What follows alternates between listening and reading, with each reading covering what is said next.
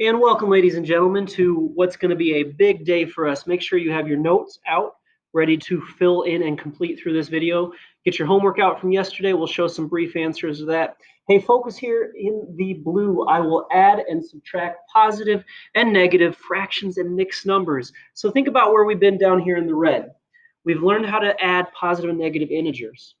We've already known how to add fractions, decimals, mixed numbers. So we're going to put those together now. For instance, that blue problem, 5 2/3 plus -3 and 7/11. And just so you know where we're heading with 8th grade, 9th grade, and beyond, you will see complicated equations in other mathematics where we have positive and negative fractions, decimals, and mixed numbers. So that's where we're heading. And then don't forget that while we love you using your hands and drawing pictures, actually, if you can't draw a picture, we're not convinced you understand it. Pictures are great, hands-on stuff is great, but sooner or later, our ultimate goal will be to complete problems using just numbers and symbols, no hands-on stuff, no pictures. Now go ahead and grab that homework, page 295. Surely you were already able to check your answers to your odd problems in the back of the book, but let's display some even problems quickly. So I'm going to go ahead and display 1 through 9. Go ahead and hit pause. Come on back when you're ready to go below. So now we'll go on to 10 through 11 and 12. Hit pause, check your answers. Come on back when you're ready. So your teachers will be able to help you out with any questions you have. Just put big old stars, question marks, circle any problems you have. Meanwhile, let's go ahead and get out our notes. We're going to start with the page that says examples with regrouping. I'll guide you through a couple and then have you do a couple on your own. We'll start with adding 4 3/7 to 5 1/7. I want you just to imagine what that looks like. 4 holes, 3/7 of another chocolate bar, 5 whole chocolate bars with another 1/7. Well, naturally, what we can do is we can combine all these holes together. After all, 4 holes, 5 holes, 9 holes. And then we can add our little parts, 1, 2, 3, and 4, noticing that it is still cut into sevens. Now we can do the same thing with subtraction. Here, we take away 3/10 when we have 9/10. So I'm just going to slash or X them off. 1, 2, 3, get rid of them. We're also going to get rid of 4 holes. 1, 2, 3, 4. So picture what's left. What I'm seeing still is 1, 2, 3, 4, 5, 6. Notice that pizza, that chocolate bar is still cut up into tenths. And then 7 holes take away 4 holes, as you can imagine, is going to be 3 holes. Yes, that will reduce. If you want to envision that, split it up into groups of 2. 1, 2, 3, 4, and 5. Notice it is the same amount. It's just a different way to write it. 3 6/10 is the same as 3 3/5. All right, go ahead and take a moment, press pause, do the next couple examples, and then come on back when you're ready to check your answers. So answer for number 2 should be 10 7/9, while number 3 will be 3 1/2 in simplest form. You are welcome to pause, rewind if you need to rewatch that. So otherwise, let's keep on rolling. Now we're going to flip your paper over for those of you that have the copy on the front and the back side. And we're going to review how to regroup mixed numbers. Now I want you to think about the top example, number 5. We got 7 holes, we got 1/4. But what if we don't need 1/4? What if we need more fourths? In other words, let's regroup it. Now, some people call this borrowing. I don't know if I like to call it borrowing. I call it regrouping, right? So we're still going to have 6 holes here. But what we're going to do is we're going to take one of those holes and trim it up, cut it up also into fourths. Another way to think about it is to turn 7 into 6 and 1, and then cut that one up into 4/4.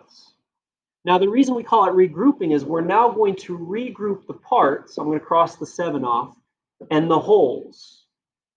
So that if I were to count all these parts, we now have 1, 2, 3, 4, and another 5. Now, please note, as I erase this, that 7 1/4 is the same amount as 6 5/4. I did not change the amount of chocolate here, just change the way that we regrouped. For instance, again, cut up 8 into 7 holes in one hole. And since we want thirds, let's take that hole and slice it up into 3/3. Now, the only difference here is there's no parts to regroup.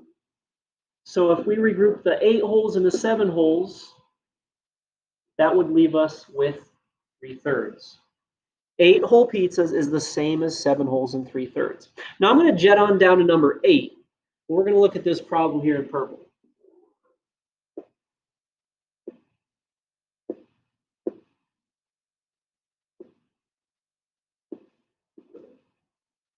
So I am looking at 1, 2, 3, 4, 5, 6, 7, and 8.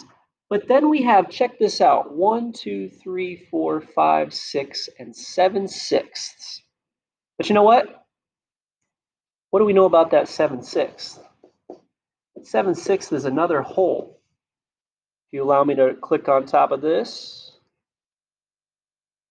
erase my little dots, you'll notice that 7/6 is just another hole and then 1/6 left over. So what are we going to do? We're going to regroup it, put all your holes together. After all, 8 and another 1 makes 9. But we still have 1/6 left. 8 and 7/6 pizzas, 9 and 1/6 pizza. It's the same amount of pizza. It's just written or represented in a different way. In like manner, number 9. 5 holes and 7/4. So what do we know about 7/4? That's one more hole with 3 little bitty slices left over. So we'll regroup this into 6 holes and 3/4. Same amount of pizza, exactly identical pizza, just different ways to slice it. Now go ahead and pause the video, hit number 7 and 10, and come back when you're ready to check your answers. 7 is going to be the same as 4 and 9/7. If you cut up 5 holes into 4 holes and another hole, 7/7, and then you were to regroup these, that's where the 9/7 comes from. Meanwhile, 2 and 5/3 the same as 3 holes and 2/3. After all, 5/3 is another 1 hole and 2/3. Regroup the holes and the parts. Again, pause if you need, rewind, watch this part again, or let's keep on rolling. Next up, right underneath that for many of us on our notes, examples with regrouping. Let's start off with number 11. Number 11, if I add these parts together, they are both in eighths, but we have 5/8, 7/8, that makes 12/8. Meanwhile, 6 holes and 3 holes will give us 9 holes. Now it's up to you whether you regroup first or reduce first. I'm more of a regroup kind of guy, so I see 12/8 as 1 and another 4/8. If I were to group the holes together, 10 and 4/8, but can I just point out, please, that 4/8 is the same as 1/2. So the best way to write that answer is 10 holes and 1/2. Taking a look at the problem right below it, number 13. 8 holes, 1, 2, 3, 4, 5, 6, 7, 8, and then 1/3. However, wait a second, Houston, we have a problem. How are we supposed to subtract 2 parts when we only have 1 part? So what we're going to do is we're going to rewrite the problem. Nothing changes down below. That's what we're trying to take away. But we need to take away a hole and regroup it. Now imagine 8 as 7 and 1. But what can we do with that hole? We can cut it up into thirds. I'm going to go ahead and show you that visually, so that now when we regroup, instead of 8 holes, I'm going to write 7 holes. And instead of 1/3, we're going to rewrite that as 4/3. Now, I know that looks weird. Some of you are saying, Mr. Callen, what are you doing? But remember, the whole point of this was to be able to subtract 2 slices. And now we have 2 slices to get rid of. That will leave us with 2/3 of a portion of a chocolate bar. And if we naturally take away 2 holes, that will leave us with 5. So go ahead, look at how those problems are similar. Look at how they're different. Both of them took regrouping. The top one took regrouping at the end because we had more than a whole. The bottom one, we had to do regrouping from the beginning because otherwise we did not have enough parts to subtract. Now go on to 12 and 14, hit pause, and come on back when you're ready to check your answers. For number 12, the final answer in simplest form would be 17 wholes and a half. For number 14, that would be 8 4/5. Hit pause if you need to, take a look at your work and our work, and then come on back when you're ready. Next notes for us, ladies and gents, will be a page that is entitled Adding and Subtracting Without Regrouping. However, you might notice immediately, wait a second, Mr. Cowan, didn't we already do this? Well, take a look at these denominators. Aha, not so easy anymore. So what we're going to need to do is we're going to need to get a common denominator. No way to add eighths with fourths. So a day or two ago, you learned how to rename or rewrite these fractions so that they have common denominators. Now, some of you need to come off to the side, 8 times 1, 8 times 2, 8 times 3, 8 times 4, and so on. And 4 times 1, 4 times 2, 4 times 3. Wait a second, we already see a common denominator. So let's go ahead and cut up or rename the following fractions. If I were to multiply 3/4 times 2 over 2, 3/4 is the same as 6/8. Different size slice, but the same amount of pizza. Meanwhile, this is a beautiful thing. Nothing has to change with 1/8. So now we can go ahead and add together the parts and get 7/8. We can add together the wholes and get 3 wholes for a final answer of 3 wholes and 7/8. Let's look at the example right below. You cannot take away tenths when you have halves. So what we're going to need to do is we're going to need to find a common denominator, a same size slice. Now I go ahead and start with listing all the tens, 10, 20, 30, and so on. But wait a second. 2, 4, 6, 8, and 10 leads to a common denominator of tenths.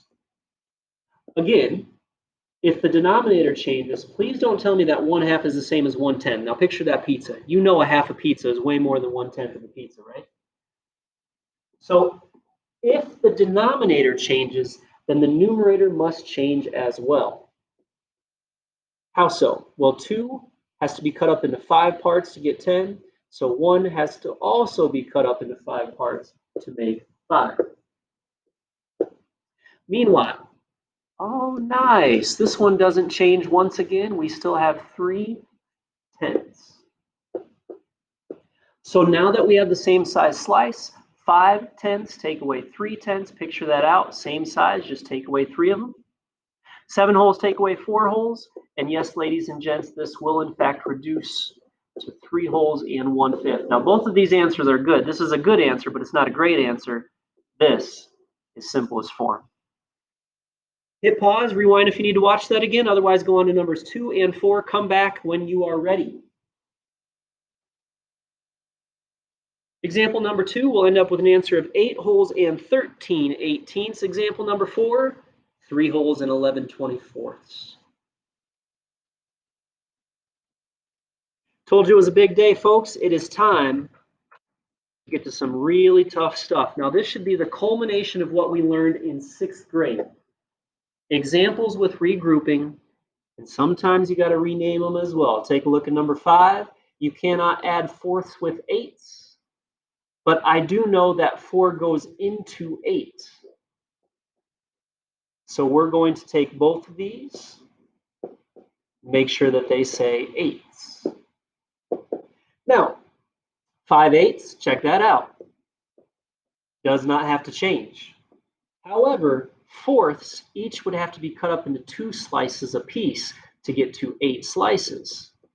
If you had 3 of them cut up into 2 slices, so again, 6/8 is the same as 3/4, just a different way of representing that amount. But the nice part is now we have the same common denominator. You can add 5 eighths and 6 eighths and get 11 eighths. 2 holes and 5 holes and 7 holes. Wait a second. That's more than another hole, isn't it? So if we take 11 eighths, and remember that would be 1 and 3 eighths, regroup the 7 with the 1, and this is going to be the same as 8 holes and 3 eighths for your best and final answer. Take a look at number 7. This one's fascinating. So wait a second, Mr. Callan. There are no parts. How do I take away 1 if we have no parts to take away? Well, you can imagine we're going to have to regroup. So no need to change anything on the bottom, but we need some slices up here. So let's take 9 holes and regroup it. But we're going to take that 1 pizza and we're going to cut it up into thirds. Now there was nothing to regroup it with, so just imagine instead of 9 holes, we only have 8 holes because we took one of those whole pizzas and we cut it up. Kind of looks weird, but now we have the parts to take away. 3/3 take away 1/3 is 2/3, and 8 holes take away 4 holes is 4 holes. It took some finagling, and you're always welcome to draw that picture to show why we had to cut up one of those holes to make 3/3. All right, go on to 6 and 8, hit pause, come back when you're ready to check answers. Number 6 ends up being 5 and 7/6, which can regroup to 6 holes and 1/6. Meanwhile, number 8, now here's a challenging one, right? So you cannot take away fifths when you have fourths. You can take away 20ths when you have 20ths, but we can't take away 12 when you only have 5. So we had to regroup 7 and 5/20ths into 6 and 25/20ths. And now we have enough slices to take away. I know that one looks strange, but the whole idea is we had to take away 12 pieces. So 25 take away 12 was 13/20ths, and 6 take away 4 is 2. All right, now that was a tough one, but if you think that's tough, wait till you see what's coming next. You can handle it though. This is how in 7th grade we crank it up a notch. Actually, let's do one word problem and then we'll get to the big fellas, all right? Go ahead and read this problem, hit pause, read the problem, try to set it up on your own, and then come on back.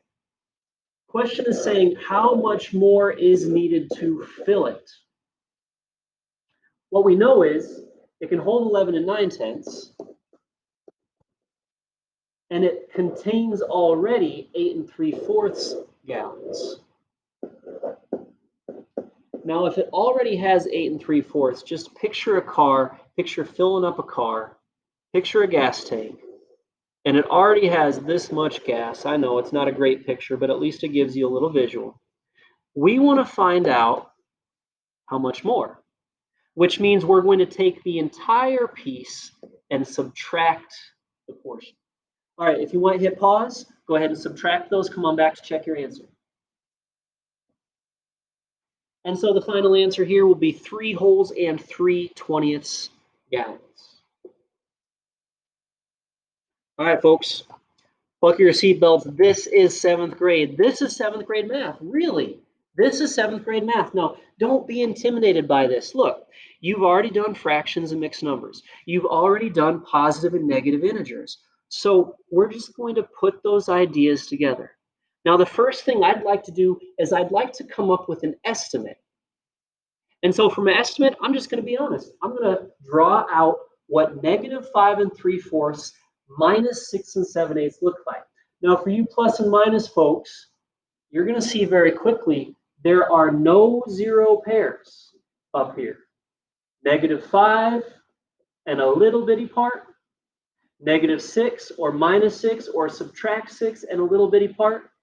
So you number line folks out there, you see there are no backtracking, there are no zero pairs. So interestingly enough, we're definitely in the negatives, but negative how much?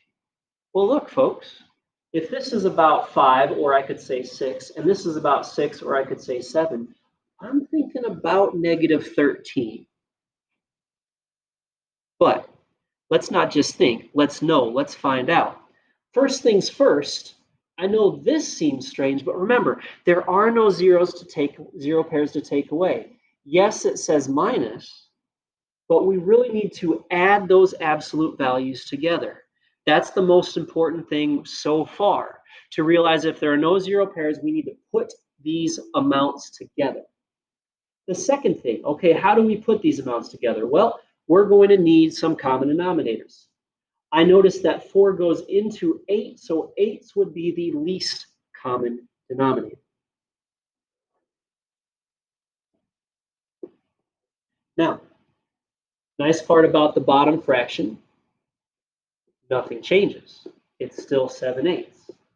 Top fraction, how many times would we have to multiply? Okay, 4 times 2 would give us 8. 3 times 2, I feel like we've done this problem before. And now that they are the same denominator, we can put them together. 6/8 and 7/8 makes 13/8. 5 holes and 6 holes makes 11 holes. Aha! What do we know about 13/8? That would be another 1 whole. Let me write the 11 so we don't forget the 11. That would be another 1 whole and 5/8. Now we're going to put that all together and regroup the holes to get 12 holes and 5/8. Wait a second, this looks strange. What looks strange about this? Oh, don't forget, we already said we are below water, we are in debt. So our final answer should most definitely have been negative. Now, if we take a look at our estimate, well, yeah, negative 12 and 5/8, quite close to negative 13. I'm going to go ahead and erase that estimate just so we realize that our final answer is going to be negative 12 and 5/8. Now pause if you need, really think that one through, even rewind, play it again if you need, and then we'll go on to number 11. All right. First things first with number 11. Let's try to picture this out and come up with an estimate. I'm seeing negative 11 and 4/5 plus 15 and 1/3. So you plus minus folks, picture the pluses and minuses. You number line folks, picture your number lines. And this is interesting because there are most definitely zero pairs here. You can see if I start crossing off zero pairs, what are we going to have left? Even if I cross off this little bitty part, we're going to have some left. Sorry about that little plus sign right there. I'm thinking about +3, +4, somewhere around there.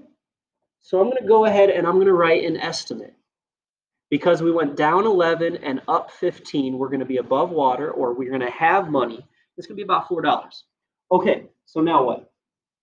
Well, again, this gets very interesting. Because there are zero pairs, we got to take them away. Even though this says plus, we're going to have to subtract.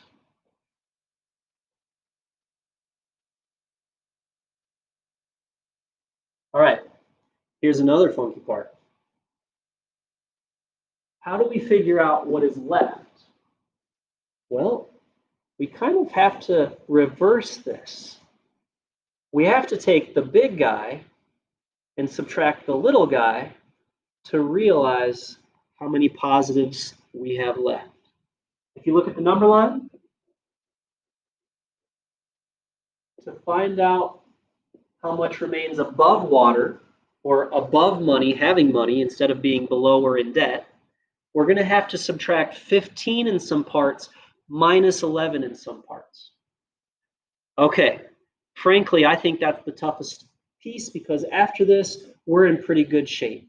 We're going to find 15 as a common denominator because you cannot take away fifths from thirds. So let's go ahead now. Remember, please, that I switched it around. I'm going to go ahead and rewrite this whole thing so that that doesn't get complicated on us. Let's go ahead right away and just write 15 and 1/3, taking away those zero pairs, 11 and 4/5. Okay, now let's get our common denominators.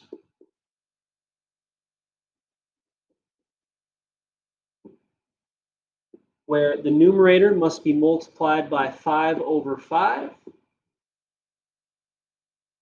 The denominator must be multiplied by 3 over 3. And goodness gracious, Mr. Cowan, as if this weren't enough of a problem, we do not have enough pieces to take away. But that's right, folks. We know how to do this. We know how to regroup. So what we're going to do is we're going to borrow or regroup one whole. We're going to cut it up into 15 slices. And if we are to regroup here, now instead of 15 holes, we will have 14 holes.